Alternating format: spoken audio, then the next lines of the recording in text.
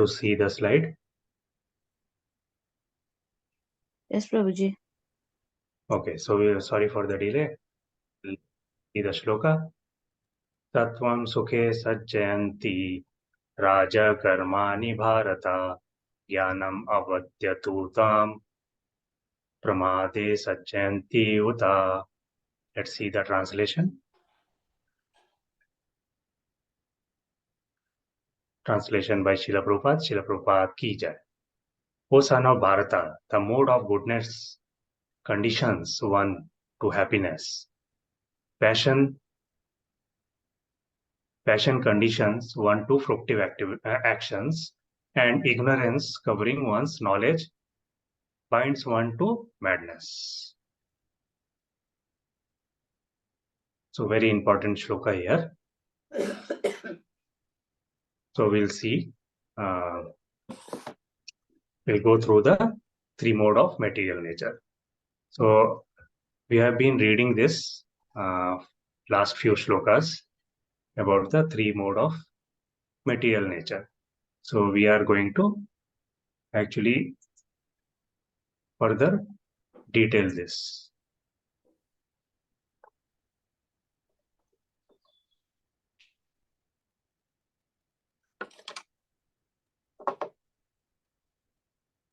So if you see, we have summarized this in one. What are the characteristics of these three modes? So we'll see. So as we already know that these three modes of material natures are Satagun, Rajagun, and Tamagun.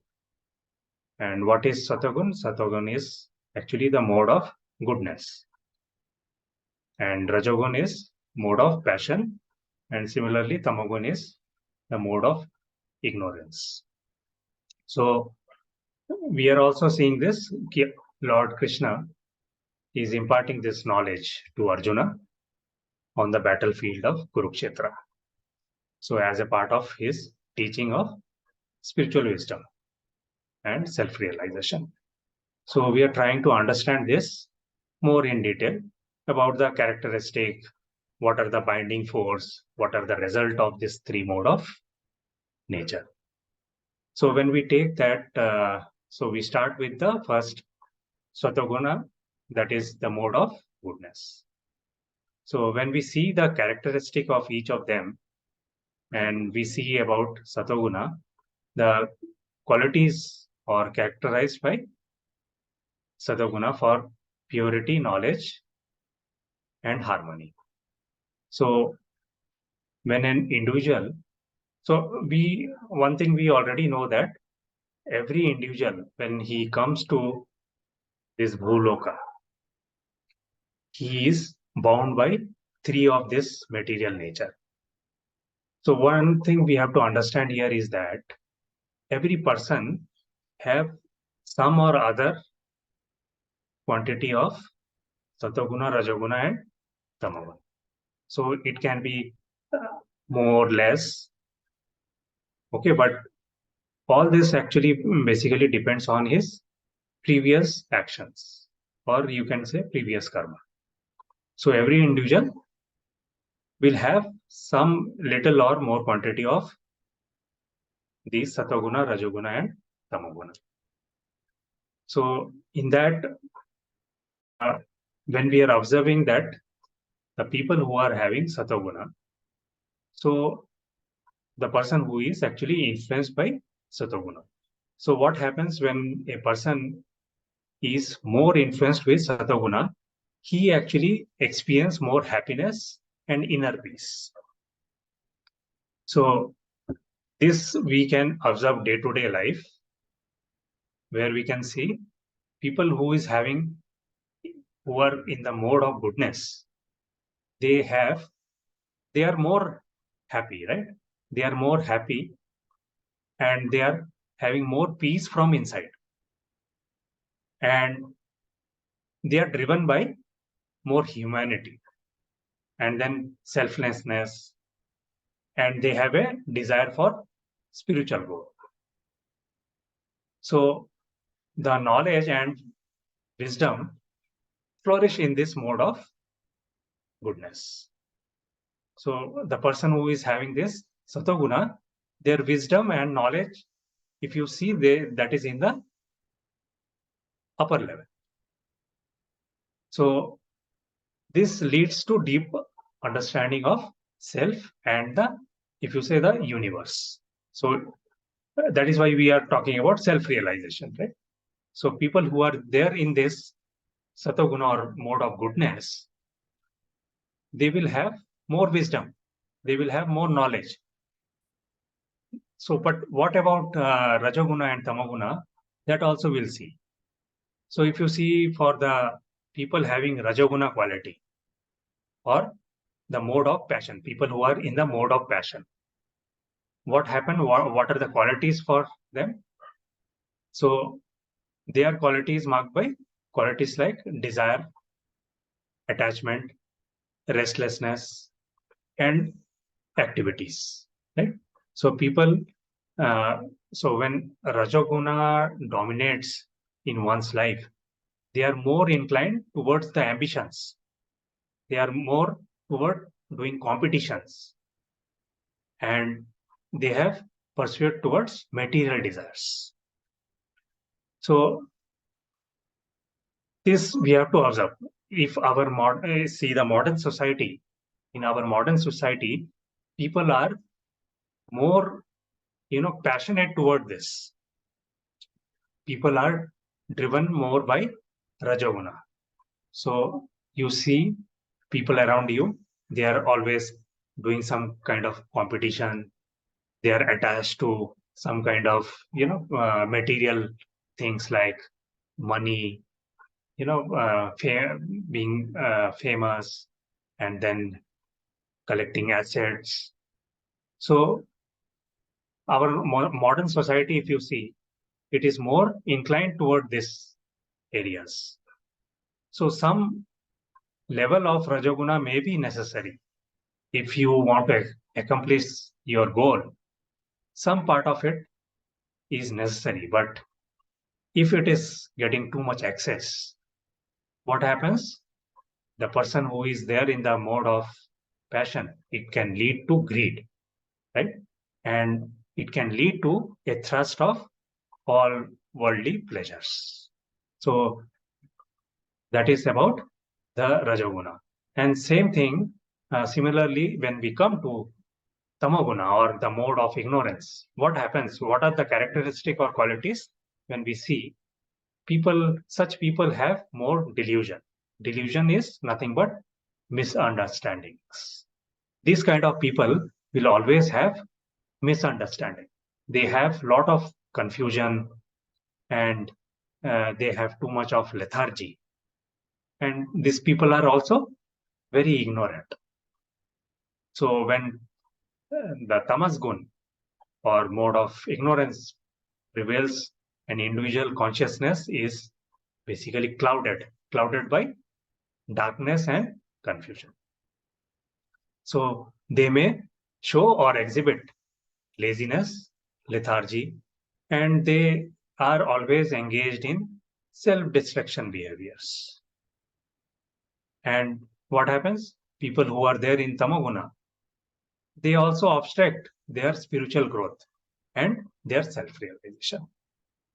So basically, if you see, these are the basic characteristic of this three mode of people. So if we try to again understand more detail on this, on each of these gunas. So if you see also in this slide, what is happening? It is talking about, if you see in this section, the column, there are three columns against each of these gunas. So one column talk about the binding force. What actually is the binding force for these gunas? And then what are the characteristics that we have discussed? And what is the result? Right? So we already discussed people who are having, or people who are in the mode of goodness, they are more happy. So let's try to relate this with, so we are actually trying to relate practically these things. So uh, in the mode of goodness, what are the example we can think of? Who are the people who are in the mode of goodness? So let's try to relate them. So we can see that devotees, basically we relate them with people who are in the mode of goodness. So that is why we see devotees, generally they are always happy. They are always, having a lot of happiness and satisfaction from within. But if you see the other people who are, who never go towards devotional service, they may be passionate or they may be ignorant, right? So if they are passionate people, so what happens? Can we give some examples? Can we? So that will give more. We can relate more. If you see for the people who are passionate, we can relate them with celebrities, right? It may be a Bollywood star or it may be some, cricketers. So what happens? We can relate them with more passionate people, right? They are having some kind of goal, material goal, basically. So it is not that devotee don't have goal, devotee also have goal, but that goal is Krishna consciousness, right? So passionate people, if you see, they are more attached to fructive activities. That is what we are showing here. Okay, and so what happens uh, to the ignorant people who are ignorant? So that we have discussed that people who are ignorant, they may be, basically lazy people, or they may be sleeping too much, or they are having some kind of madness. So you can also relate these people, right? People who do intoxications, right? So these people are generally, if you see, they are very lazy. They have a lot of madness in them. Okay, they whatever they like, they will do. So some kind of foolishness. So result, if you see, of goodness, people in the mode of goodness, the results are they are pious people, right? And people who are in the mode of passion, they are that leads to a basically misery. And people who are ignorant are, you know, that are actually result in foolishness. Now, what should be our goal? So it is very obvious that we have to actually elevate ourselves. So every person is having, we discussed that every person is having less or more quantity of these gunas, right? So we have to try to uh, introspect ourselves and see what level we are into, whether we are into mode of ignorance, whether we are into mode of passion. We cannot say ki, we are doing bhakti, that means we are always in the mode of goodness. So every person, as we say, even devotees or even any person will have some or other level. But our goal or our target is to elevate ourselves into the mode of what? Whether we have to elevate into the mode of goodness? Do you think it is we have to elevate ourselves into the mode of goodness? So actually speaking, it is no. Definitely, if we are into the mode of ignorance, we have to elevate ourselves towards passion, and then slowly we have to move ourselves to mode of goodness. But ultimate goal should be pure mode of goodness.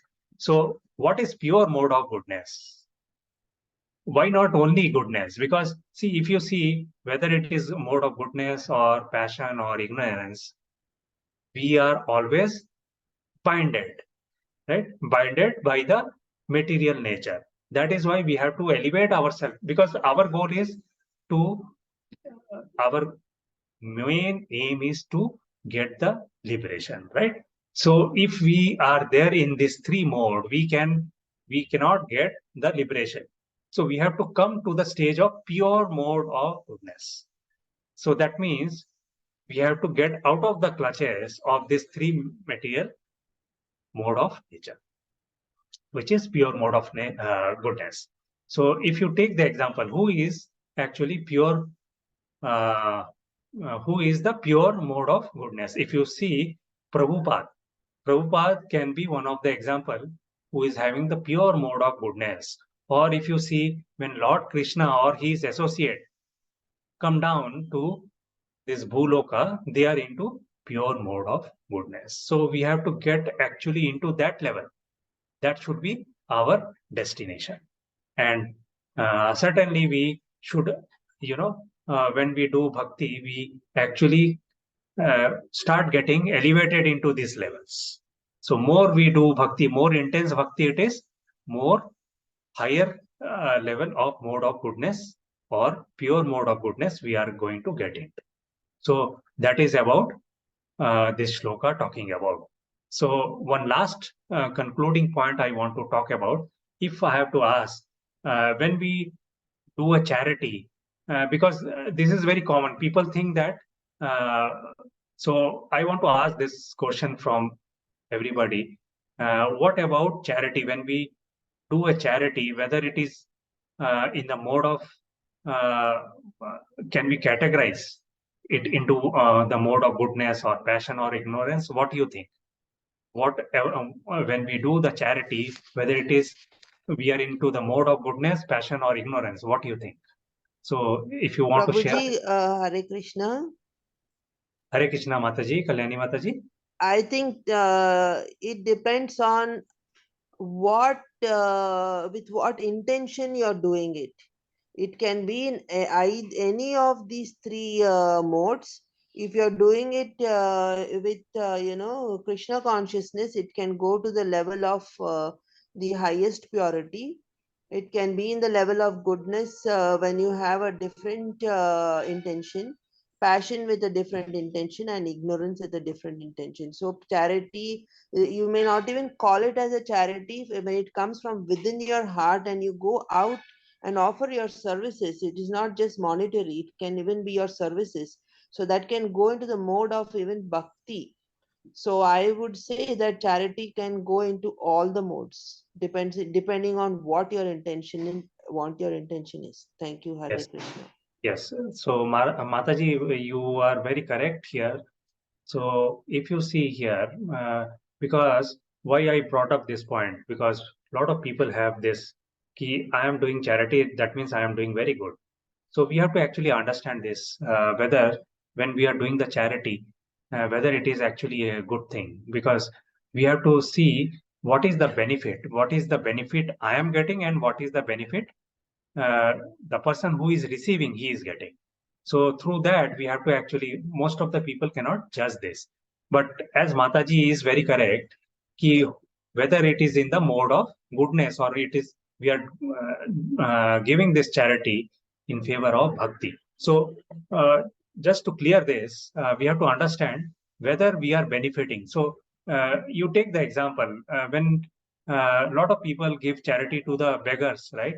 So if you see, when we give charity to the beggar, people think that they are doing charity, they are into the goodness, they are pious, doing a pious activity. But we have to understand this: ki, what way the beggar is using this money, right? So through that, it will, clear that whether actually it is a charity, whether it is in the mode of goodness. So we have to be very careful while giving charity, whether the person who is receiving it, whether he is utilizing it in the favor of Krishna. So anything in favor of Krishna, when we are doing charity or anything we are doing, that is called as charity. So that way we can actually claim that whether we are doing charity or not. That is why we have to be very careful while giving whom we are giving. So that is why if you see ISKCON people, they always recommend to give to the temple or to the devotee, because we know that they will not misuse this money or this kind of charity, right?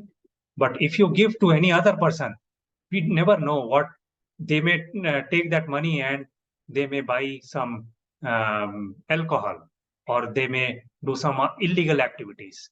Then what will happen? Not only he will go down, even the person who is giving this, he also will fall down. So that is why we have to be very careful. So today we read about this.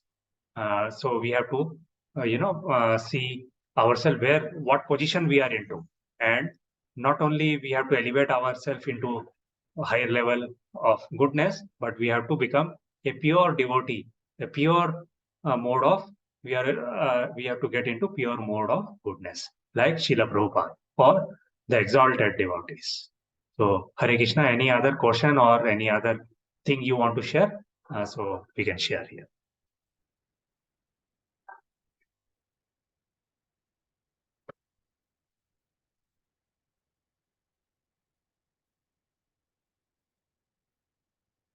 So thank you very much for joining. If there is no other question, Shri Hari Prabhu, we can continue further.